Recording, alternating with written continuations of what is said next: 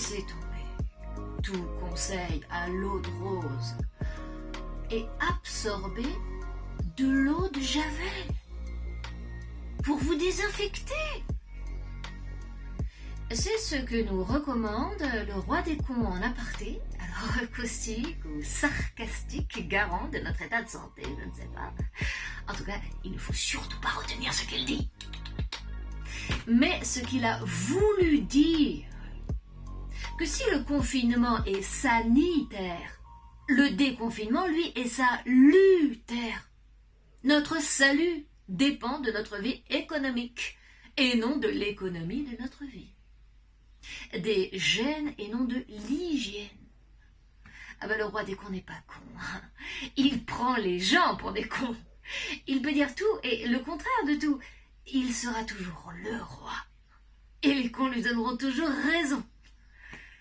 Depuis qu'il a promis de nettoyer tout leur courriel à l'eau de javel, il l'a fait et continue de le faire avec ses tweets. Laver toujours plus blanc, rendre le réel plus transparent. Il est dans son rôle hein, et il l'exerce à la perfection. Trouver le mot le plus désinfectant pour débarrasser les cons de leurs maux, de leurs infections, y dresser un mur et passer son temps à enlever ses moisissures. Pour apprendre aux cons le sens de la mesure, il leur donne le goût de la démesure.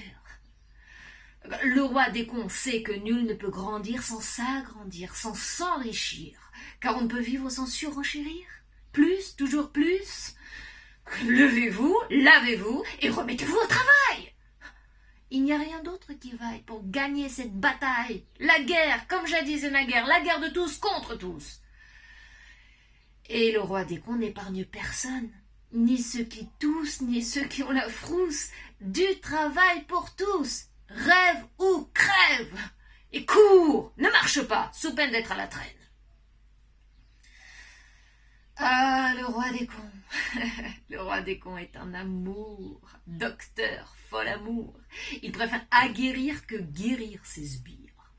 Et il n'a aucun problème, que des solutions à vos problèmes. Enlevez aux uns Jérusalem pour la donner aux autres. Ça y est, ça c'est fait. Renforcez les forts et défoncez les faibles. Ça y est, ça c'est fait. Vider de leur sang tous les organismes qui ne lui fournissent pas un sens. L'ONU, l'OMS, l'OTAN en emportent le vent. Mais il a raison, le roi, de les prendre pour des cons. Sans quoi il ne serait pas le roi. Le roi des rois, qui nettoie tout, à tout va. Alors son pays, tu l'as compris, petit Français, c'est le pays de la liberté. Le tien, c'est celui de l'égalité. Et le mien, en revanche, ne figure sur aucun cahier, c'est celui de la dignité.